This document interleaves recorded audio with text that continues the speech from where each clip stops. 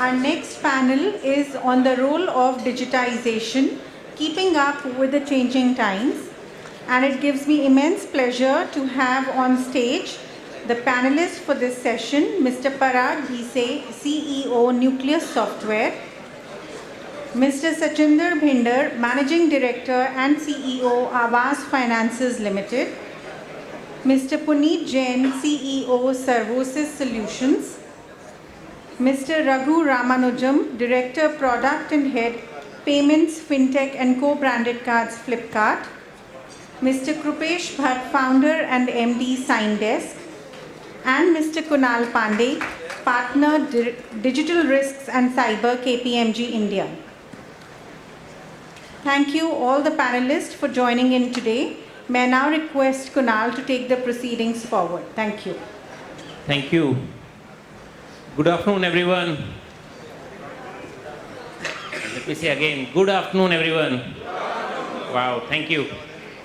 So, as I was walking up to the podium, I realized that I have a very, very eminent and also a diverse set of panelists. So, there are people, who in the kitchen make great products. There are people who not just make products, but also make sure that they are consumed very well by the customers. And there are people who make sure that the business leverages these products, digital products, what I mean, and delivers outstanding business propositions. So let me take a couple of minutes to quickly introduce. I have with me Mr. Parag Bhise. He is the CEO and Executive Director of Nucleus Software, maker of the product FinOne, which I'm sure everybody is aware of. Parag has decades of experience in leveraging technology and building excellent products. In fact, he was the EVP Product Engineering before taking over this role as CEO at Nucleus. The next panelist who I have is Mr. Sachinder Bhinder.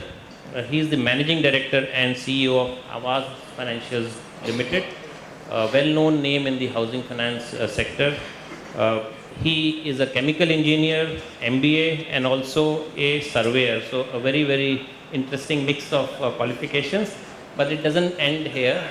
He has served banks, HFCs, general insurance companies over the last couple of decades of experience which he has, and is today leading Aavas in his current role.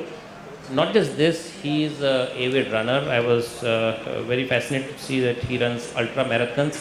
One of them, of course, I am sure is the CEO of Aavas Financiers. The next with us is Mr. Puneet Jain. He's CEO of Services Solutions. He is the IIT IIM, as we normally know people like, and has worked with number of software companies, Nelito, Newgen, etc., building products which is contributing to the digitization journey. Next, I have Raghu Ramanujam. He's the Director, Product and Head Fintech and Payments, Flipkart. So he's the guy among us which I felt not just cooks but also makes sure that the consumers consume. Before joining Flipkart, he was with Zoho in Mobi. So one of the also, I would probably say, digital native person who has been building products all through his experience. And last but not the least person sitting next to me, Krupesh Bhatt. He's the founder MD of Signdesk, board member of Fortap, MBA from University Maryland, and he's one guy who is in his own way contributing to digitization, wherein he is reshaping the paper-based documentation process. So as you see, I have a very diverse set of panelists with me. Before I get into the discussion, we heard right from the beginning in terms of how NBFCs are very, very important in driving the, if I could now say banking, because a lot of people said in the beginning that it's no more shadow banking. And digitization is indeed one of the areas which is clearly helping the industry to make sure that they can reach across the hinterland and also service customers across the variety. Uh, Let me start by saying, how many of you have heard these names like Abha, Apar, Aadhaar? Maybe last one could be a giveaway. So these are all digital public infrastructure related products which the country is having. Of course, we have ONDC, OCAN, and few others.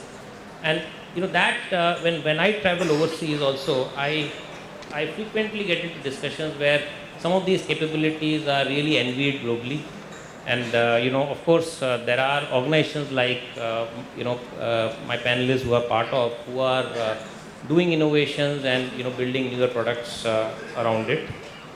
Like instant loans at the time of checkout, which probably I would say is slightly older now. I was reading in the papers recently, SDFC Bank has launched a MSME credit card where they are giving a longer tenure for repayment, which is very tailored towards an MSME, and there are a number of such digitization initiatives which are happening. So we've seen huge amount of such initiatives and innovations in digitization over the last decade, and NBFCs today are offering digital channels, products to customers, and are not just enhancing customer onboarding, but also enhancing customer stickiness and doing more business with the customers. So I wanted to start first, with Parag, with you. As we are seeing these digitization, going forward, and as we say many times, what took us here cannot take us forward. So in your view, what are the differentiators for digitization going forward? Thanks, Kunal. I hope I'm audible. So I think having come here, where a lot of, I think, work has happened on digitization, a lot of work, and it's moving at a fast pace. I think going forward, what's going to be very important is how do we map the end-to-end customer journey. I think that's very important. In our parlance, we call it, one of the examples of end-to-end digital journeys we call is something known as STPs, straight through processing, where especially in the area which we work, retail lending, where with so many agencies available for onboarding customers and then taking them forward. So these this is one of the examples. Then I'll talk about something which probably will sound a bit unusual, but I think going forward, what's going to be extremely important is how robust are these digital platforms, because you may find it a bit odd why I'm talking about robustness, but as we automate more and more, as the journey becomes more automated, the manual checks reduce. And as the manual checks reduce, it is extremely important that the robustness and the accuracy is maintained. Because I'll take an example. We're very fortunate that in India alone, we are now, we can talk about 40 lakh crores of retail loan portfolio that we are supporting. At a moderate rate of interest of 10%, whatever, 40,000 crores. And even if there is a 0.01% of error there, there's multi-crores there. So that's why I'm talking about accuracy and robustness. I'll just conclude by saying, taking an analogy that, the speed of transportation is increasing, whether it is rail transport, road transport, and while accidents used to happen earlier, but today the accidents are far less. But any rail accident that you take, if it happens, the damages, the death toll is probably humongous, and that's what, as you automate, you need to be more robust and accurate as well. That's how I would conclude. Thank you. Thanks, Parag. And I think I could feel it's coming right from the gut from somebody who is making products that robustness is something which is very important, and I don't think so we need to really look far and to see what regulations also are putting a lot of attention on the element of robustness. And of course STP was, as a Mumbaiker, was making me think that as we build one flyover, we make sure that there is traffic getting accumulated in front of the next. So of course STP is very important for customers in the digital space also. Puneet, I would like to come to you. Again, you have been somebody who is building products. What would be your take on what will be the differentiators needing, for future? Because one of the things is, we can make changes, but unless and until they are going to deliver some outcome for the businesses, they are not really going to, deliver that good which is being looked for. So what are the differentiators in your mind? Sure, Kunal. I hope I am audible. So before I start, just one or two lines about my company, Services. So we are into business process management and document management, and we automate processes end to end, things like loan origination system in banks and financial services. So the differentiator, one of the biggest differentiator which will happen now is that a lot of digitization which has happened so far maybe has been piecemeal. The lowest hanging fruits have been captured. But now, as even Parag was saying, we need to take an end-to-end process view. A business process is not within a department. A business process cuts across various functions and departments.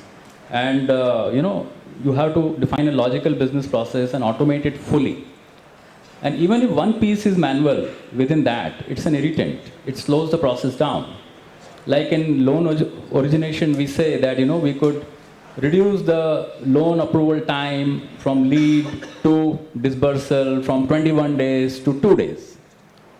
Now, so that's a lot of automation which can happen, and it doesn't come only by doing automation in a certain area. You need to do automation in eKYC also, you need to do credit underwriting also, and you need to do full onboarding also, and lots of integrations have to happen. So a lot of APIs have to be there so that you can integrate, and straight through processing can happen. The second differentiator I feel, which is sort of not fully realized, is that, a lot of IT, which is a lot of software which is built, is very difficult to change. Now business is not static, it is very dynamic. Things keep changing. So once you build a process, once you launch a product, you may need to change some things, you may need to improve the product, you may want to launch a new product, you may want to give a festive discount, you may want to improve the efficiency. So changes are ongoing. Now whatever automation we do, it should be changeable. If it cannot be changed, then it becomes very difficult for business to operate. So business wants changes, and IT cannot say, I will take 6 months to do a small change. They should be, that 6 months has to basically come in 6 days. So there's a strong need for, no code, low code kind of way of doing things. So that once you have automated something and then you want to change it, you should be able to change it very fast and not get stuck. Thanks, Puneet. And I think it's a very, very important point which, Puneet, you're making, because business is demanding fast pace.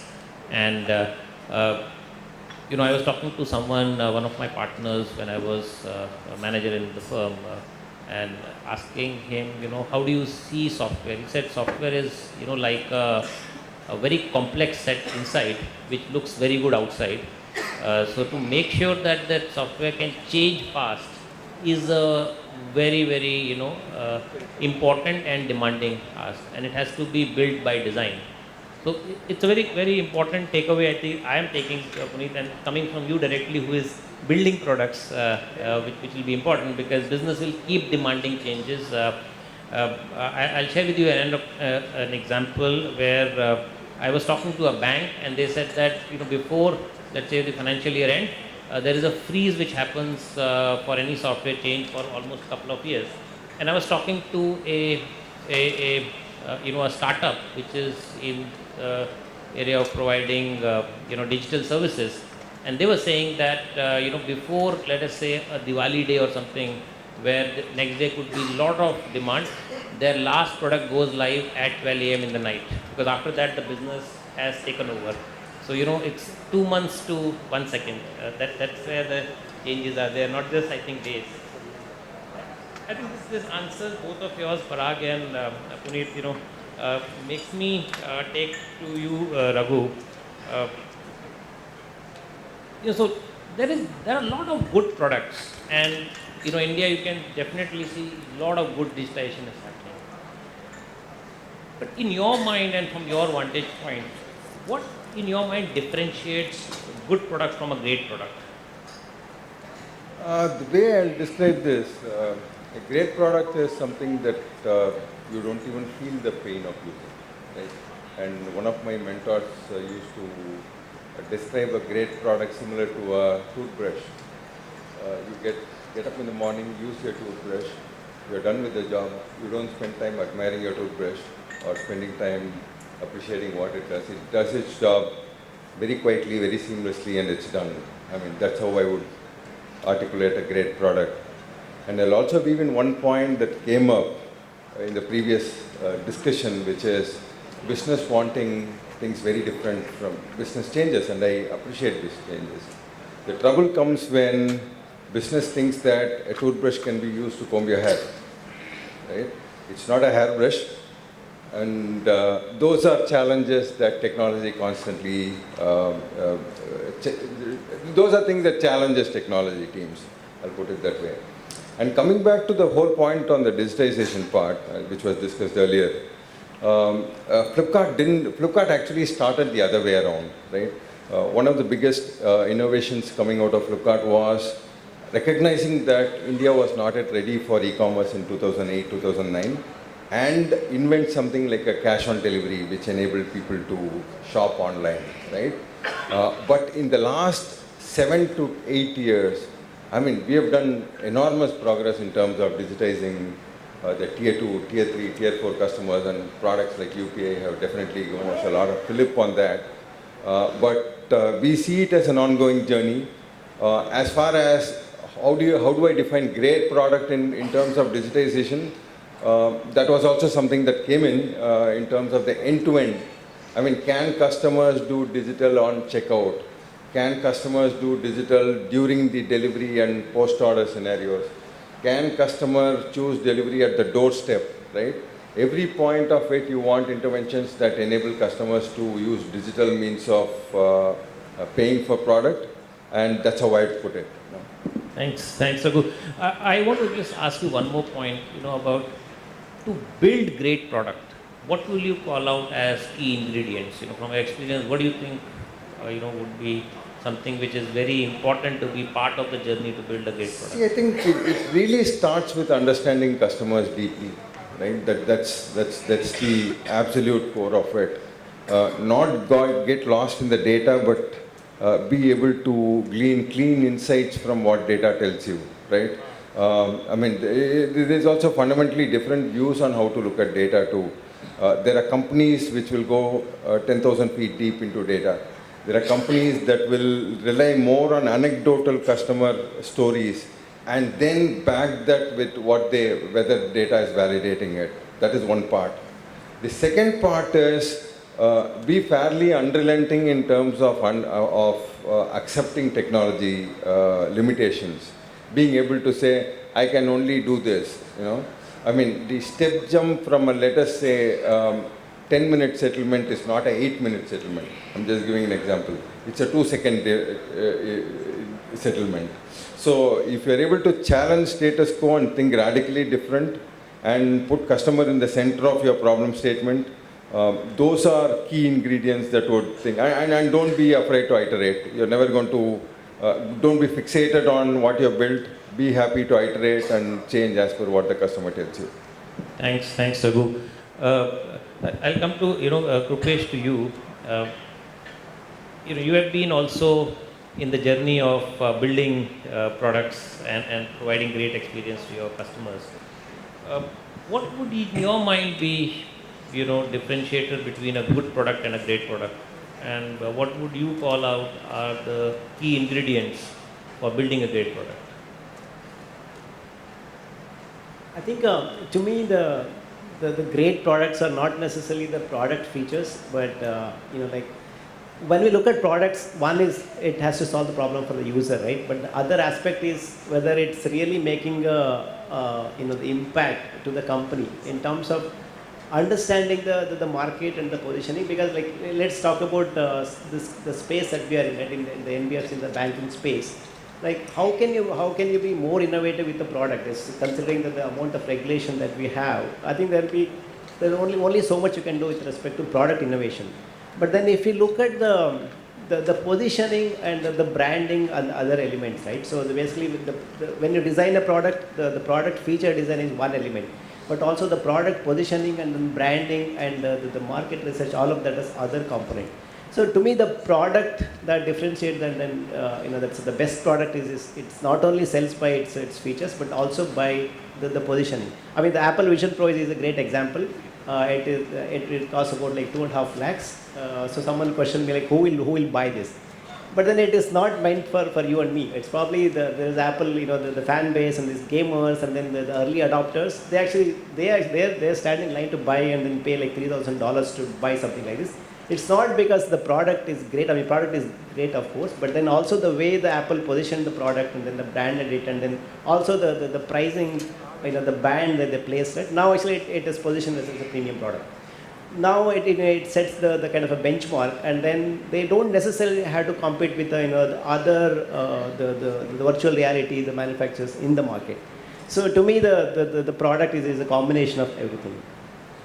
Thanks, Peshan. I think very important points which you mentioned, and also Raghu about thinking radically and not being shy of doing iterations. And of course, a toothbrush is a toothbrush and not a hairbrush. And what you also added on that, it has to make impact with the company. It has to align to the company's overall, if I could probably say, strategic interest and impact around that.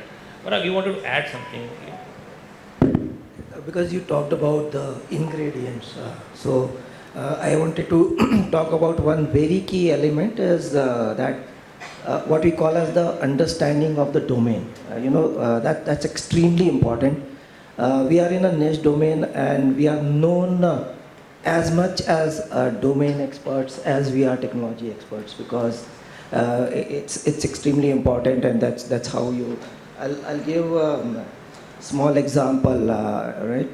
So there are in retail business there are cash collections that happens a lot, and there were times when, and it happens even today, but there were times when between the cash gets collected at a remote place and when it gets deposited in a branch or a head office, there could be a 3-4 days of lag. And apart from the loss of float, there could be loss of cash itself.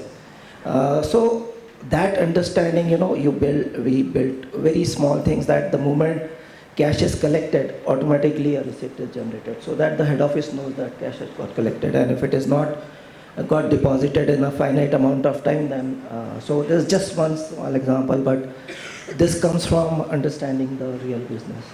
Thanks. You're saying definitely domain, and as many times people say, big things are easier to understand and solve, but sometimes small things could become very important.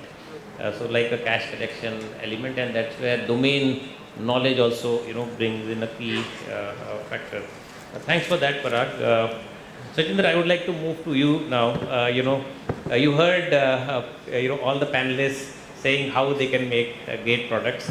You are in the journey of building a company, a great company, and have built a good big portfolio.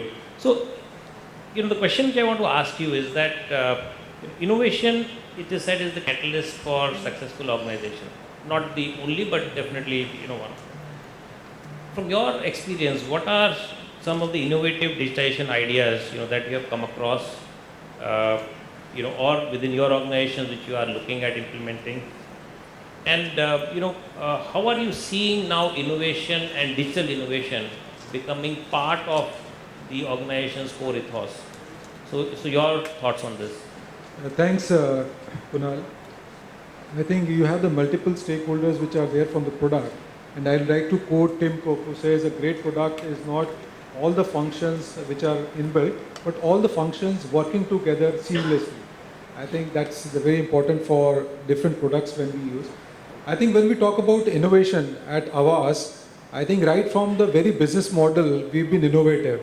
We ventured into a segment of unserved, underserved and unbanked housing requirement across length and breadth of India. That's been our lifeline, that's been ingrained in our DNA. So one is that you identify the segment which is innovative, which is a thoughtful one, which is big enough really to give Bharat a push. And as we talk, we are there in 350 branches, 13 states, having underwritten 4 lakh plus of customers with an average ticket size of 11 to 12 lakhs and cutting across length and breadth of India. I think what the key is that how do you make it agile? How do you make it innovation which is credible, which is reliable, and which is sustainable over a period of time, and again cost effective in the segments which we deliver. I think as somebody reflected on the panel, I think it's important to really understand the customer journey. And in that customer journey, at various touch points, how does technology intervention, whether it is digitization, or the other means which really help for a seamless service. It starts right from the very first interaction which you have with the customer, the time when he onboard the customer, when you underwrite the customer, where you decide how much he is eligible for, and the time when you service the customer. And having in the segment which we are, which is housing loan, to the segment and the strata which we cater to, and a long run, we need innovation at every piece. As I talk about on the origination, we've got the state-of-art now Salesforce, which helps us to run through the entire gamut of activities, whereas the loan management system and predictability one. One is that, and secondly, I think one is the technology side on the innovation which is required as far as and it helps from 3 perspectives. One is from a regulatory or a risk architecture. Being in the financial services, it gives us the reliability and the credibility to really look at the customer segment and from the way we do our business. Second is from a customer perspective, it helps him to be credible, reliable. It gets into our logo, which says that you have to be a friend who's flexible, who's fast, and who is fair. I think the 4 F's in our logo which really describe, and I think innovation is the benchmark which really swirls around this 4 F's, which is it has to be friendly, it has to be fair, it has to be flexible, as somebody said that it has to change according to the order which is there, and it has to be fast. I think if you cut across that, it helps. So from Avas perspective, we've been a thought leader when it comes to innovation using the technology in all the pieces of the stuff is concerned. And using the state-of-the-art ONDC, the India stack, what we want is a digital savvy journey which is more reliable, credible, and which is user-friendly, and cutting across all the segments on which we operate. I think, Kunal, that's from our side.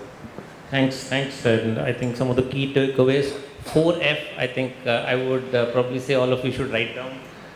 Being a friend, the product being feasible, fast as well as fair. And in fact, some of these things are very much now, getting reflected into the newer kid in the digital world, which is the AI.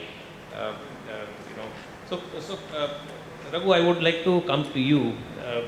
And again, if I request you to share your experiences and stories on innovation, what some of the innovative stuff which you are doing or if you come across and your experiences around it. See, I'll focus the attention on one specific product that we built a few years back for Flipkart. The Big Billion Day, or the BBD as it's called, is a massive event around Flipkart.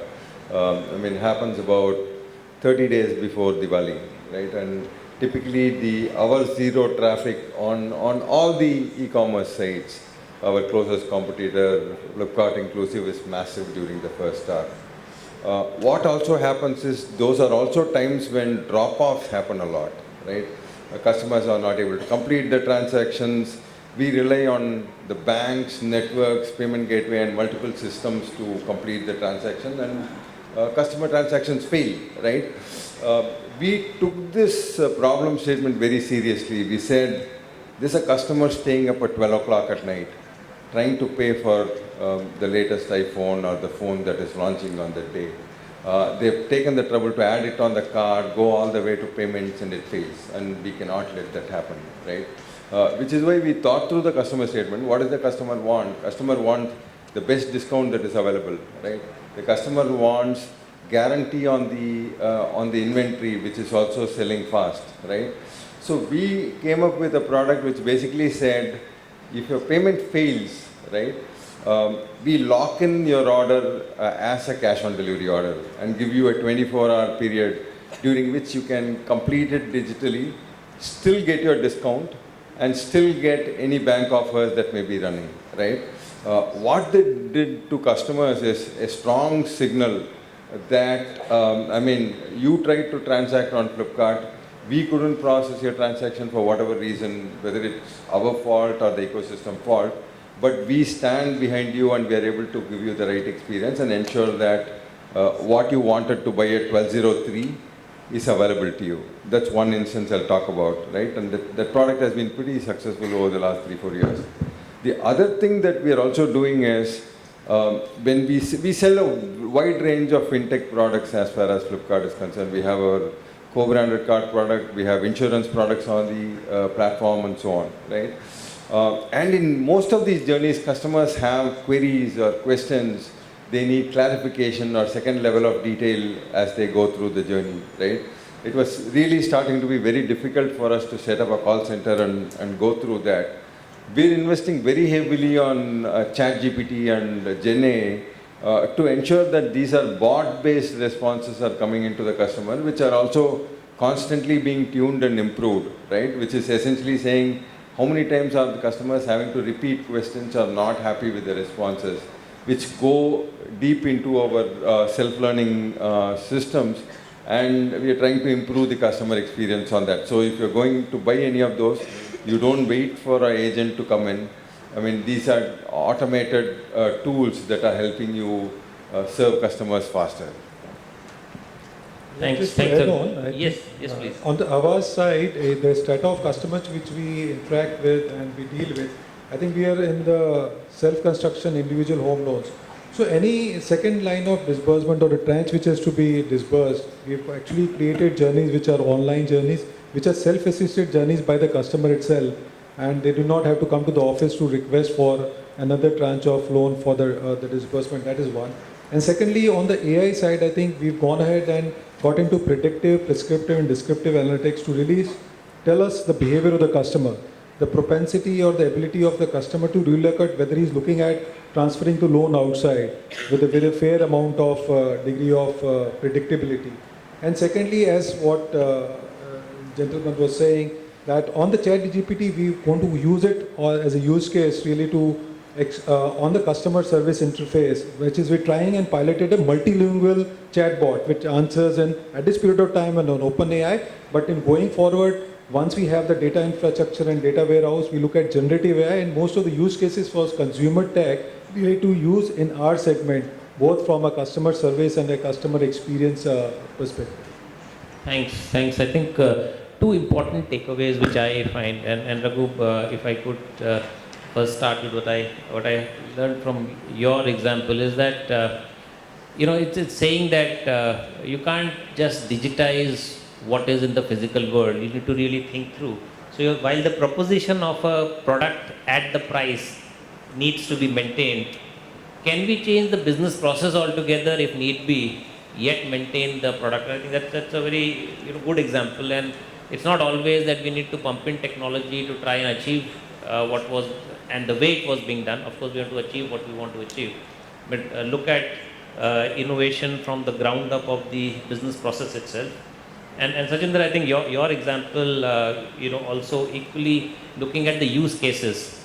So if it's the second disbursement, it's a use case, and how does one make that use case and that experience really good? How does one use AI, as you're saying, in terms of use cases to make the experience really good? That is what is counts. So many times from my experience, and I've been in this industry for now almost 25 years as a consultant, of course, the great ideas come when we really question the the things the way we are doing. And I think Raghu, again, taking your word, being radical there, and I think all of you mentioned about solving the problem end to end. So I think that's probably my take on this, and pretty interesting points. Let me go forward, and I think a couple of you have already mentioned about regulations.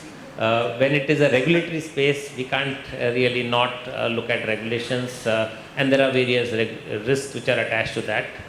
So, we are seeing frequent changes which are happening in the regulatory area today, and digitization and the digital capabilities are again responding to that by way of what one can call as RegTech or other related innovations, and of course solutions also coming on that side. So, Rupesh, I would like to ask you what kind of benefits can be derived from them, and also if you could share your experiences of some interesting RegTech capabilities which are coming in. Sure. I think at times you wonder kind of the space that we are in with in the context that we have, whether the rate of change of regulation is ahead of the speed of innovation, or the innovation is ahead of regulation. So I think we have the very vigilant, active the regulators in the country for a good reason. I think our financial systems have been holding up for many decades compared to the other parts of the world. But then at the same time, it also poses a challenge for the business leaders as to how do you cope up with the change of regulation, right? I mean, today the RegTech is we operate in this segment in the offering KYC and the signature solutions. Now the RegTech has become a $270 billion industry, right? So the RegTech is becoming high tech now. So it is the kind of innovation coming out in this field is immense, right? Whether it's in the field of the AI or the blockchain and other technologies, right? So the way we look at the RegTech adoption is that if you try to force fit the RegTech in their existing process, that generally it doesn't succeed. I think there is a concept called the design, the compliance by design, right? So basically all compliance aspects have to be taken care of when you're designing the product. I mean, today there is the RBI the notification stating that the KFS, the key fact sheet must show that the key terms of the contract and before the customers the signs or accepts for the terms. So, but then if you design a good product, probably you would probably take care of this already, highlighting and then showing the key terms, maybe the interest rates or maybe the tenure and the terms of the loan. The something similar to DPDP, right? The data privacy and then protection. So you don't necessarily have to wait for the regulation to catch up. In our case, the lack of the regulation in India, we being the RegTech provider. We didn't have any standards in India, so we built our product based on the GDPR, the standard. This is about like 4 years back. So now I think mostly the regulation that's coming up in India is probably we just have to make some minor tweaks here, but then you don't necessarily have to change a lot of things in the process. So I think the design, the compliance by design is probably something that we should all think about. Thanks, Rupesh. I think very important compliance by design. So one of the stakeholder, of course, is the regulator. So while we do focus on customers, we do focus on the people who are providing products to the customers. It's also important to focus on regulators and build compliance by design so that it's more robust. Chandra, I would like to come to you. So again, regulations, I'm sure one part of your mind is looking at regulations also as you're building the book and the customer base. So, from your point, what are some of the initiatives that you have adopted on the regulatory dimension, especially, using digitization or digital capabilities?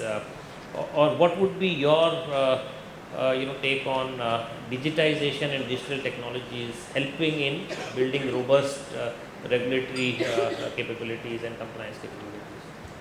I think with the advent of technology and with the advent of India's tech, I think it becomes important when you go the digitization journey, how do you protect the customer's privacy, the customer's data?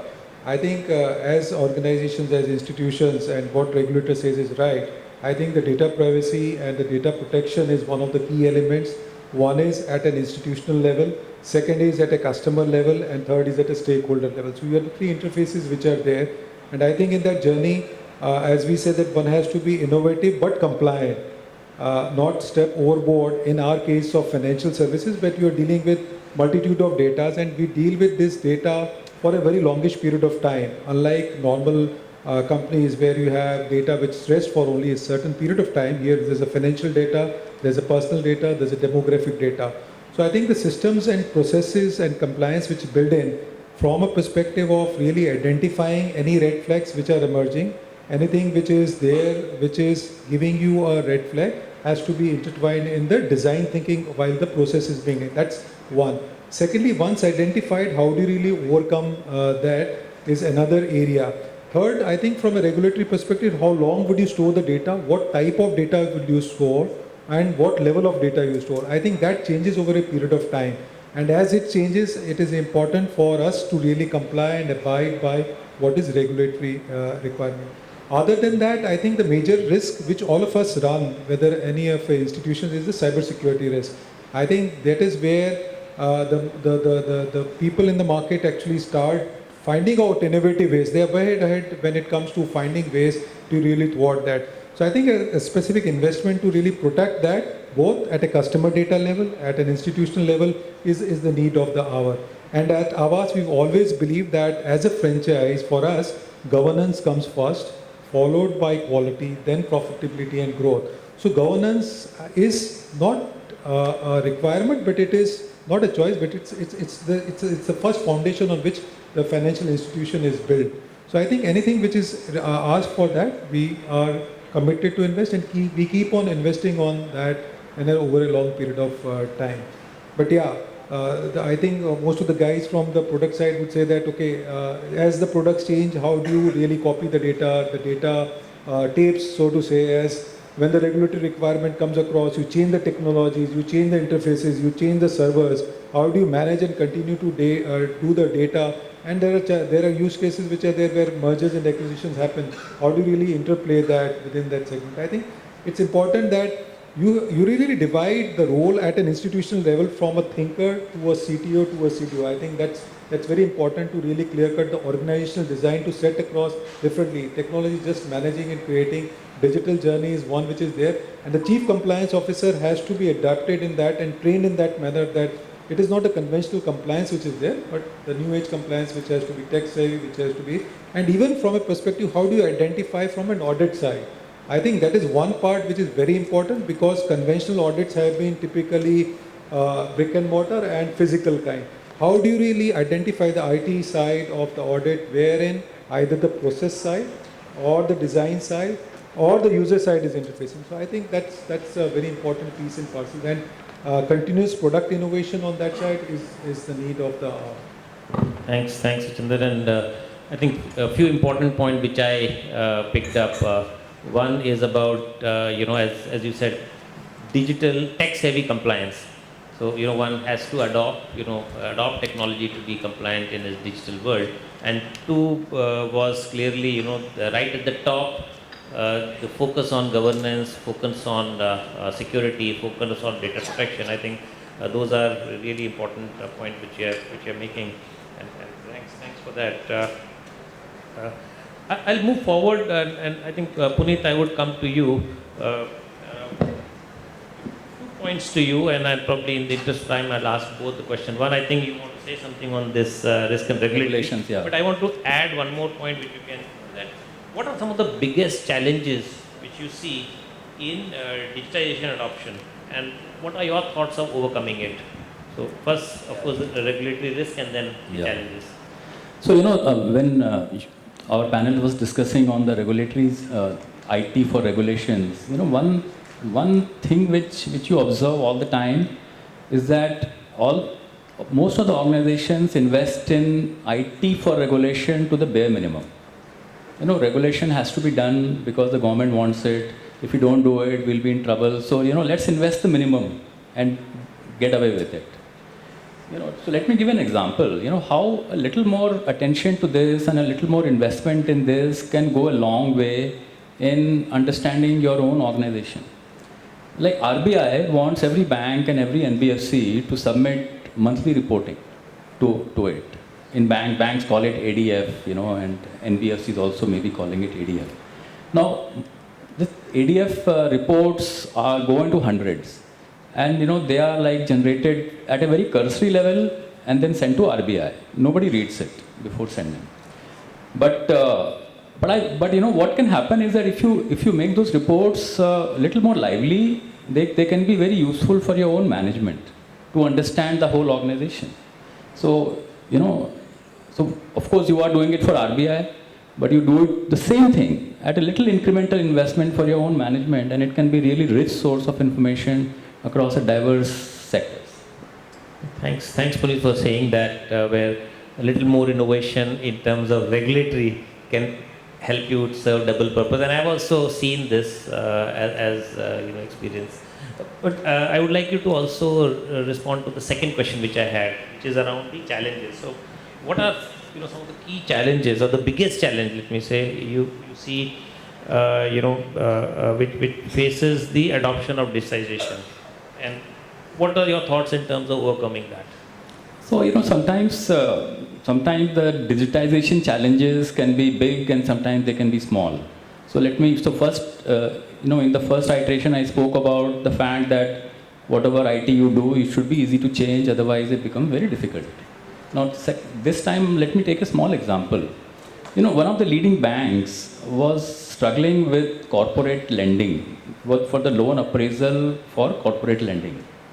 And one of the things which for every corporate loan you have to do is to make a CAM sheet, which is a credit appraisal memorandum. And for high ticket value items, that CAM sheet becomes really, really important. Now manually it used to be done on a file, but when it was automated, a PDF document had to be made. But building a PDF document which contains pictures, tables, text, and so many more things was actually becoming very difficult. Nobody could build a PDF document containing all these things and maintaining the layouts of the tables and proper layout, etc. So this bank was struggling for many months, and the whole efficiency of the credit appraisal department was going for a toss. The business was very upset. They were losing customers. They were taking time. So I think they evaluated many vendors and they came to us. We were very small that time, 7 years back. They came to services. And they told us this is our problem. And I think our people just listened to the problem. They understood the pain. They went back and did a lot of research and brainstorming and went back to ICICI Bank in a week or 10 days saying that I think we would like you to have a look at this. And they built a PDF which had everything and the layout was, it looked good, everything was fine, and they showed it to the bank, and they were very happy. They could not believe, so it's a very small thing, but it was for us, or it looks very small, but it was very big for them. The whole credit appraisal of corporate lending became much more efficient because of this small thing. Thanks, Puneet. Look, I would like to throw the same question to you in terms of, what do you believe are the biggest challenge to adoption of, digitization? As far as the customer journey on digitization, right, we've also tried to map, what does it really mean when we say a customer is digitized, right? The amount of cash on delivery transactions we see on Flipkart is still way higher than what we would like it to be. And typically cash on delivery orders have a higher returns or customer not accepting the order, which is a burn on Flipkart. So the usual question from the management to personally me is, today even a coconut seller has a UPI QR code. Why are customers not using digital on Flipkart? And we spend some time thinking about it. And the digital journey of the customer itself goes like this. Customers first do digital on retail, offline retail, where they've actually got that loaf of bread or whatever they're buying. Then they move on to use cases like recharges, bill payment, where you have to go and stand in a queue for 20 minutes and then pay the bill. Then they graduate on to instant delivery platform, your food delivery or hyperlocal 10-minute delivery use cases where thing comes immediately. And then pinnacle is the e-commerce digital, where you have not seen the product, you have not felt the product, you're going to get it in about 3 or 4 days or 2 days in many cases, right? So my response to that specific question is, coconut seller can do digital because you've actually drunk that coconut, and there is no question of whether you're going to pay the coconut seller or not. But in this case, the customer has not seen the product, or which is really what we are talking about. This also weaves into the sort of challenges that customers face, because customers really want to see the product before they pay for it, right? So I would call, it's not a access problem. Everybody has UPI today. Anybody who does e-commerce has very likely has some sort of an UPI or something like that. But it's really the trust problem that platforms have to solve for. Very interesting point, the challenge is to solve the trust. If the customer is trusting, then they will of course use. And I think probably I would add, through trust, the familiarity will come in and the usage will go up. I think, I would love to continue, but I know we are running really short of time. So before I come to a closure, I would like to throw the floor open for any couple of questions which people have. I think gentleman on the right, you have a question.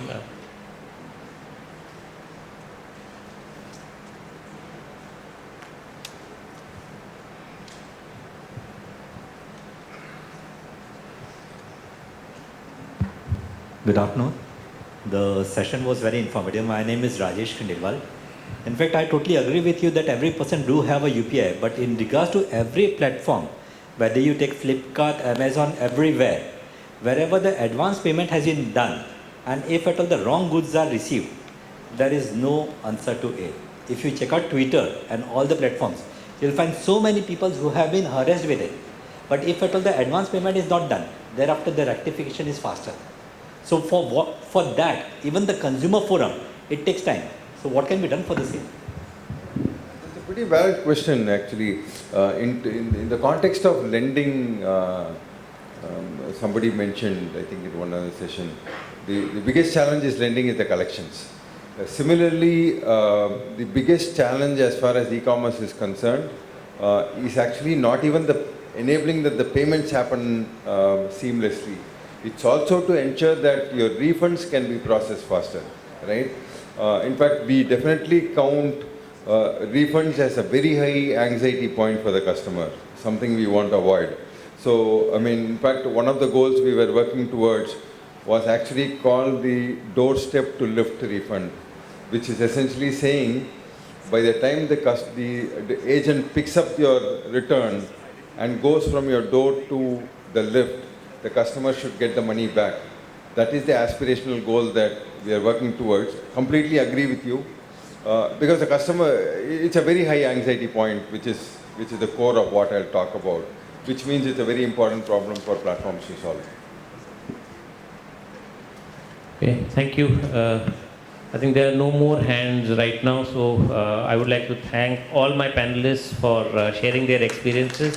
I hope you enjoyed. Thank you, everyone.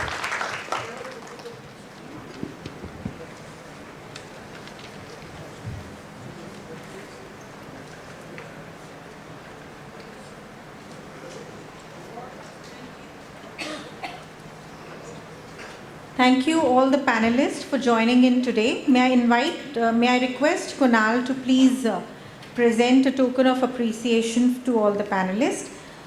To Mr. Parag Bhise.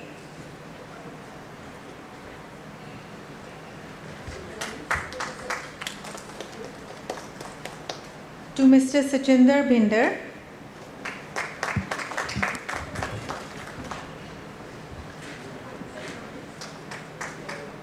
Mr. Puneet Jain.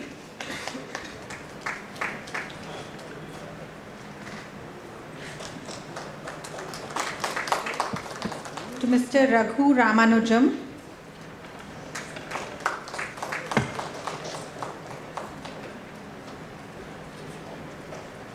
Krupesh Bhatt. And I shall present to Kunal.